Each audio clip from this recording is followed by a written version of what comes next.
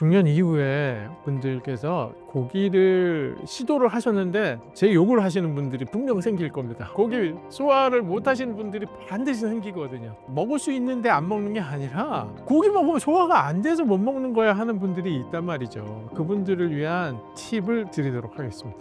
중년 이후에 고기 소화가 안 되는 이유가 있습니다. 그 이유는 부족해서 그렇습니다. 혈당을 낮추는데 특히 효과가 있었던 식단이나 식습관이 있다면 공유 부탁드립니다. 당뇨 환자에게 좋은 음식만 찾아다니시면 안 됩니다. 당뇨 환자에게는 좋은 음식만큼이나 좋은 식습관, 식사 방법이 필요합니다. 어떤 식습관, 어떤 식사 방법으로 밥을 먹어야 되느냐? 제가 그 기준 알려드리겠습니다. 첫 번째, 순서가 필요합니다. 어떤 음식들을 먼저 먹고 어떤 음식을 나중에 먹어야 유리할까? 이건 이전에 영상을 보신 분이라면 힌트를 얻으셨을 텐데요. 맨 처음 먹어야 될 음식은 뭐겠습니까? 맞았습니다. 거기까지는 잘 맞추실 거예요. 바로 채소입니다. 식이섬유가 먼저 내 장을 코팅을 해놔야 그 다음에 들어오는 포도당이 포함된 각종 녹말, 전분류, 탄수화물류의 흡수 속도를 늦출 수가 있다. 그렇다면 두 번째로 채소 다음에 어떤 음식을 먹어야 될까요? 그 음식은 바로 단백질입니다. 단백질이라고 하면 여러분 동물성 단백질, 살코기 챙겨서 드시고 계시죠? 소고기 안심이라든지 돼지고기 안심도 좋은 살코기입니다. 그리고 각종 생선, 그리고 각종 해산물, 조개를 드셔도 좋고 홍합을 드셔도 좋고, 그리고 낙지나 오징어를 드시는 것도 좋습니다. 이렇게 단백질, 동물성 단백질을 같이 드시는데 항상 제가 동물성 단백질하고 같이 뭘 드시라고 말씀드립니까? 식물성 단백질이죠. 바로 콩과 두부. 그래서 채소를 드시고 그 다음에 고기 반찬, 두부 반찬 이렇게 드시고 그 다음 세 번째로 그 다음에 뭘 드시면 되겠습니까? 바로 마지막에 드실 음식이죠. 탄수화물입니다. 밥입니다. 그래서 밥은 우선 채소를 드시고 단백질 드시고 탄수화물, 밥을 드셔야 혈당을 빨리 올리지 않는 좋은 식사 방법이 될 수가 있습니다. 단백질 섭취가 혈당에 미치는 영향은 어떤가요? 꼭 챙겨야 할 이유가 있을까요? 저는 단백질 애찬론자입니다. 저는 한때 왜 한돈협회에서 저에게 연락을 안 해주시나 이렇게 생각을 했죠. 돼지고기 많이 드셔야 된다, 소고기 많이 드셔야 된다 이렇게 말씀을 드리던 사람이고 아직도 그렇게 말씀을 드리는데요. 그 이유가 있습니다. 물론 동물성 단백질만 강조하는 건 아니고요. 단백질이 당뇨 환자의 식단에 빠지지 않고 있어야 되는 이유는요. 바로 단백질이 있어야만 탄수화물의 섭취 속도를 줄일 수 있고 또 단백질이 있어야만 당뇨 환자에게 제일 필요한 내 몸의 구성 성분을 늘릴 수 있기 때문입니다. 탄수화물의 섭취 속도를 늦춰줄 수 있다는 건 여러 번 설명을 드렸고요. 내 몸에 단백질로 구성되어 있는 내 구성 성분 부위가 어떤 부분인지는 다 아시잖아요. 근육이잖아요. 근육을 만들기 위해서는 단백질을 꼭 드셔야 되거든요. 단백질 드시지 않고 운동만 열심히 해서 내 근육을 키우겠다라고 생각하시는 분들은 아마 없으실 거예요. 근데 이렇게 얘기하시는 분들도 계시죠. 육식 필요 없다. 물론 그분들은 콩이나 두부를 통해서 단백질 섭취하라고 말씀하시는 분들이겠죠. 그래서 두부, 콩 많이 드시고 운동하시면 근육 만들어낼 수 있습니다 라고 얘기하실 텐데요. 이론적으로 가능합니다. 왜 아니겠어요? 가능하죠.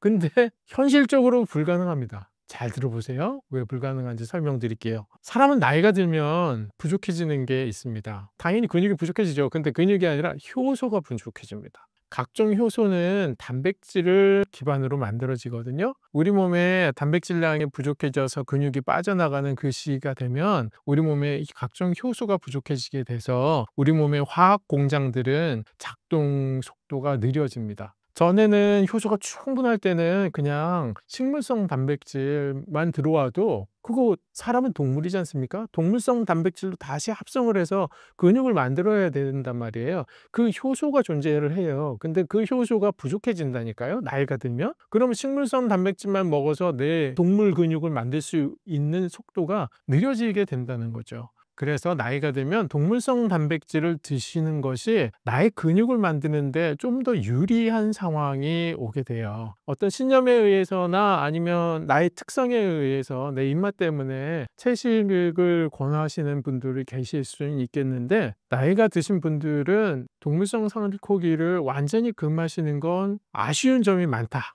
이렇게 저는 말씀드리고 싶습니다. 그래서 제 주변에는 이제 채식주의자는 거의 없어서 저희 부모님이나 뭐 저희 환자분들 같은 경우에는 무조건 동물성 단백질 꼭 필요하고요, 거기에 식물성 단백질 꼭 곁들여서 드세요라고 계속 말씀드립니다. 동물성 단백질이 당뇨 환자에게 필요한 이유 정리하자면 내 근육을 만들고 또 나의 탄수화물 섭취 속도를 늦추기 위한 방법입니다.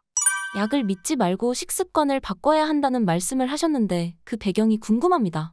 약을 믿지 말고 식습관을 개선해야 된다. 이건 제 철책과도 같은 이야기인데요. 약을 믿으면 왜 안 될까요? 혈당도 낮춰주고 약만 먹으면 맛있는 음식 다 가리지 않고 먹을 수 있고, 그리고 운동 안 해도 혈당 떨어지던데 라고 생각하실 텐데요. 그렇게 이야기하는 여러분 주변에 계신 분들 있죠. 왜 그렇게 힘들게 식단 조절해? 왜 그렇게 힘들게 운동을 해? 얼마나 오래 산다고? 그냥 약 먹고 먹고 싶은 거 먹고 그냥 인생 즐기면서 살아라고 얘기하시는 분들 계시는데요. 그 말 절대 믿지 마세요. 왜냐면 여러분들의 말년을 그분들은 책임져 주지 않습니다. 여러분들의 말년이 식단 조절 안 하고 운동을 안 한 말년은 이런 상황이 펼쳐집니다. 그냥 병상에 누워 계실 거예요. 왜냐면 여러분들 뇌혈관이 잘못되는 경우들이 당뇨 합병증의 가장 위험한 부분이거든요. 중풍이 왔어요. 중풍이 오는 거 누가 막을 수 있겠습니까? 그 효과 좋은 당뇨약만 믿고 있다가 나중에는 식습관 개선이나 운동을 안 하시면 중풍 걸릴 확률이 더 높아진다라는 얘기를 드리고 싶은 겁니다. 그래서 여러분 말년에 여러분을 책임져 주지 않는 그 무책임한 분들의 얘기를 믿지 마시고 제 얘기를 믿으십시오. 당뇨약은 현상 유지만을 위한 약입니다. 내 췌장을 더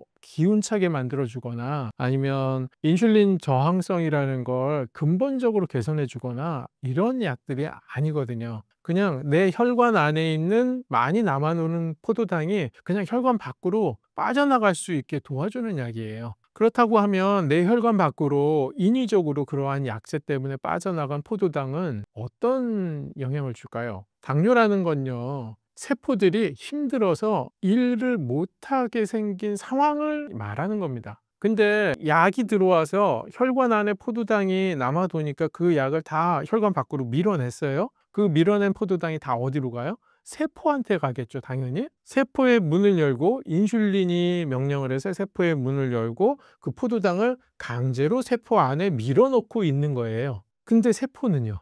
여러분 세포 입장에서 생각해 보셨습니까? 당뇨병 환자는요, 나의 세포가 기진맥진한 상태인 거예요. 내가 힘들어서 일을 못할 상황이 됐기 때문에 내가 스스로 문을 걸어 잠궈 놓은 겁니다. 그 힘든 세포에 문을 강제로 열고 일감을 막 밀어 넣어 준 거예요, 약이. 그럼 이 세포는 살아남을 수 있을까요? 못합니다. 세포의 활성은 계속 떨어질 수밖에 없어요. 단적인 예로 이 얘기를 들으면 여러분들은 제 말이 맞다라고 생각하실 텐데, 어떤 사실이 있냐면요, 당뇨약이 용량이 늘어나고 그 세기가 늘어날수록 당뇨 합병증 발생 가능성은 더 높아집니다. 이건 의학적인 사실이에요. 근데 이렇게 생각하시겠죠. 당뇨약을 세게 먹는다는 건 당연히 혈당이 높다는 얘기니까 당연히 그 사람은 당뇨 합병증 발생 가능성이 높겠지. 그 생각도 맞아요. 하지만 이런 경우에도 맞는 말이 됩니다. 이런 경우는 어떤 경우냐면, 제가 문제를 드리겠습니다. 여러분들 잘 아시는 당화혈색소 기준으로 제가 문제를 낼게요. 당화혈색소가 6.3이 나와요. 당뇨 환자분들은 6.5 이하 내려가는 게 목표잖아요. 조금 높게 잡은 다음에 7 아래로 내려가는 게 목표예요. 당뇨약을 근데 가장 강한 당뇨약을 드시고 계세요. 근데 당화혈색소가 6.3이에요. 근데 어떤 분은 당뇨약을 다 끊었어요. 당뇨약을 다 끊었는데 당화혈색소 수치가 6.7이 나와요. 이 두 분이 계시면 어떤 분이 더 몸 상태가 건강하신 분이냐 이거죠. 당뇨약은 세지만 혈당이 낮게 유지되는 분? 아니면 당뇨약은 다 끊었는데 혈당이 얘는 좀 높아. 이 두 분 중에 누가 더 건강하냐 이거예요. 세포의 활성도를 따져 묻는 겁니다. 정답은 2번입니다. 혈당이 낮더라도 이분은 그 당뇨 약의 힘으로 내 혈관 안에 있는 포도당을 다 그냥 세포한테 밀어준 거기 때문에 혈당이 낮을 뿐이지, 그 일감을 다 받아내고 있는 세포의 입장에서 보면 이분이 세포가 건강한 거고 이분은 세포가 힘들어 지친 상태가 계속된다는 거죠. 그래서 이 정답을 통해서라도 여러분들은 당뇨 약을 믿으면 절대 안 된다는 거 다시금 알아주셨으면 좋겠습니다. 하루 단백질 권장량을 어떻게 채우는 게 가장 건강하고 효과적일까요? 제 이야기를 귀담아 들으시고 이제 나도 고기를 좀 먹어봐야겠다 해서 시도하시는 분들이 계실 거예요. 근데 제가 조금 걱정되는 분들이 계세요. 중년 이후에 분들께서 고기를 시도를 하셨는데 제 욕을 하시는 분들이 분명 생길 겁니다. 왜냐하면 그분들 고기 소화를 못 하시는 분들이 반드시 생기거든요. 아니 내가 고기가 먹을 수 있는데 안 먹는 게 아니라 고기 먹으면 소화가 안 돼서 못 먹는 거야 하는 분들이 있단 말이죠. 그분들을 위한 팁을 드리도록 하겠습니다. 중년 이후에 고기 소화가 안 되는 이유가 있습니다. 그 이유는 아까 말씀드렸던 이유와 동일한 이유인데 효소가 부족해서 그렇습니다. 무슨 효소? 이때는 소화효소. 소화효소가 당연히 빠지면서 소화효소 같이 떨어진다고 말씀드렸잖아요. 소화효소도 같이 떨어져요. 그러니까 단백질을 드셨을 때, 고기를 드셨을 때 내가 이걸 소화시킬 효소가 충분치가 않다는 것 때문에 고기만 먹으면 더부룩해. 난 고기 먹으면 소화가 안 돼. 그래서 난 고기를 이런 분들이 생긴다는 겁니다. 그분들을 위한 방법, 좋은 방법이 있습니다. 여러분, 단백질을 소화할 때 위장에서 대부분이 소화가 돼야 돼요. 그 말은 위에서는 무슨 소화액이 나오죠? 위산입니다. 산성이 반드시 있어야 단백질이 분해된다는 얘기예요. 그러려면 내 몸에 소화액도 부족하고 소화효소도 부족하니까 산성을 좀 도와주면 되겠구나. 산성을 신맛이 나는 그 산성을 얘기하는 거거든요. 그래서 신맛을 조리할 때 좀 넣으시고 평소에도 좀 드신다고 하면 고기 소화를 좀 더 용이하게 도와줄 수가 있습니다. 신맛이 나는 대표적인 식재료 식초죠. 근데 특이하게도 나이 드신 분들 식초 싫어하게 됩니다. 왜냐? 식초 생각만 해도 입에 침이 고이는 그 음식이 바로 식초인데 나이가 들면 침샘도 퇴화합니다. 그래서 침이 분비가 잘 안 돼요. 그러니까 식초만 생각하면 아파요. 안 나오는 이 침샘들을 계속 자극하게 되니까 이게 불쾌한 거예요. 그래서 식초 자체는 생각하고 싶지도 않는 분들이 생기는 거예요. 여러 가지로 지금 해결해야 될 문제들이 있습니다. 첫 번째, 우선 신맛이 들어가야 고기를 드시게 되는데 나이가 들면 신맛도 싫어하게 된다. 그러면 이때 어떻게 해야 되느냐? 자, 차근차근 단계를 밟아가면서 우리 고기를 먹을 수 있는 몸을 만들어 보자고요. 첫 번째, 여러분 하셔야 될 건 침샘 마사지입니다. 침샘은 귀밑샘이라고 있고요. 턱밑샘이라고 있고요. 그리고 혀밑샘이라고 있어요. 샘이 이렇게 세 가지 이름의 샘이 존재를 해요. 이 샘은 손에 만져지는 깊이에 존재합니다. 그래서 침샘 마사지는 손을 이렇게 모으시고 하나는 턱 아래, 하나는 귀 아래 놓고 이렇게 마사지 하시는 겁니다. 저도 나이가 꽤 들었는데 지금 이 상태에서도 침이 나오고 있는 게 느껴지거든요. 여러분 이 동영상 보시면서 빨리 해보세요. 침이 내 입으로 분비가 되고 있는 게 느껴지면 다행이에요. 근데 이렇게 해도 느껴지지 않으면 이건 심각한 문제가 있는 겁니다. 그때는 치료가 필요할 단계라고 생각하시고요. 근데 이 치료가 필요할 단계는 굉장히 드문 상황이니까 대부분 이렇게 누르시면 침이 분비되는 거 느끼실 거예요. 이걸 하루에 3번 이상 하셔야 됩니다. 특히나 공복 때 해주시는 거 좋고요. 또 식사 전에 한 번씩 해주시면 더 좋습니다. 침샘 마사지가 첫 번째 방법, 두 번째는 혀로 운동하는 방법입니다. 혀 밑에 침샘이 존재한다고 말씀드렸잖아요. 그래서 혀를 움직이면 움직일수록 샘이 솟게 됩니다. 그래서 타액의 분비를 촉진시키는 방법이 혀를 움직이는 거예요. 혀를 사용해서 혀끝을 사용해서 잇몸 전체를 마사지하는 방법이 있어요. 보기 흉하니까 제가 맞고 할게요. 마사지 하는 거 아시죠? 예. 이 방법을 계속하면서 내 잇몸을 마사지하면 혀 아래에서 침이 막 솟아나는 걸 느끼실 수가 있어요. 그래서 평상시에는 다른 사람들 눈에 띄지 않게 내 침샘 마사지 하시려면 혀로 하시는 것, 두 번째는 그냥 공복 때 식사 전에는 침샘 마사지 하시는 것. 이렇게 하시는 게 치하게도 동의보감에 나오는 내용이에요. 동의보감에 장수를 하는 방법 중에 하나가 바로 침을 분비를 촉진시켜서 계속 삼키라고 하는 내용이 나오거든요. 그래서 이렇게 하시면 여러분들 내 소화액을 만들어내는 촉진시키는 좋은 방법이 될 수 있다 해서 침샘 마사지를 하시고 신맛을 이제 즐기실 수 있는 몸 상태가 되어 가는 거예요. 자, 그러면 이제 식초를 어느 정도 드실 수 있는 몸이 됐다라고 생각하시면 이제 그때부터는 이제 신맛을 즐기셔야 되는데, 신맛 즐기시는 방법, 식초는 너무 세잖아요. 식초보다 한 단계 낮은 걸로 시작을 합시다. 레몬으로 시작을 하시는 방법입니다. 레몬은 즙을 물에 타서 드시는 방법입니다. 전 레몬수라고 부르거든요. 저한테 오시는 환자분들은 다 레몬수를 드시게 되어 있어요. 제가 처방을 하니까요. 그렇게 레몬수 만드는 방법은요, 2리터 기준으로 말씀드릴게요. 보통은 1.5리터 생수병이 있는데 좀 큰 거 2리터짜리 있거든요. 거기에 레몬 하나를 다 짜 넣는다 생각하시면 돼요. 그렇다면 500ml짜리 생수에는 레몬 4분의 1 정도 넣으시면 돼요. 그렇게 해서 짜서 넣으셔서 그 한 통을 가지고 수시로 드시는 게 방법입니다. 그렇게 하면 내 위장의 산도를 적절히 유지하실 수 있고, 또 레몬의 약간의 상큼한 맛이 내 입맛을 자극을 해서 또 그걸로도 내 침샘을 또 자극할 수 있고, 이렇게 해서 내가 고기를 먹을 수 있는 상태를 만들 수가 있습니다. 그리고 세 번째, 이게 다 되셨어요. 어느 정도? 그럼 이제 고기를 먹어보자고요. 평소에도 지금 고기를 드셨겠지만 적은 양을 드셨을 거잖아요. 이제 내 몸에 맞는 양의 고기를 한번 먹어보자고요. 내 몸에 맞는 양? 그럼 그 양을 알아야 되잖아요. 자, 양을 설명드리겠습니다. 양은 자기 체중에 곱하기 1 해서 그냥 그람수 붙이면 됩니다. 제가 70kg라고 하면 70g의 단백질이 필요해요. 고깃집에 가도 1인분에 150g 막 이렇게 나오는데 그럼 내가 2인분씩 먹었나? 이런 생각하실 텐데 그게 아니고요. 단백질 양인 거예요. 살코기 기준으로 보면 살코기 100g에 단백질은 25g 들어있어요. 네. 그러니까 100g이 몇 개 있어야 70g이 되겠어요? 한 3개 정도 있어야 되잖아요. 제가 살코기만으로 제 몸에 필요한 단백질량, 하루 단백질량을 채우려면 300g의 살코기를 먹어야 된다는 거예요. 그렇게 못하니까 우선은 단백질을 다른 종류로 기억하시기 쉽게 말씀드릴게요.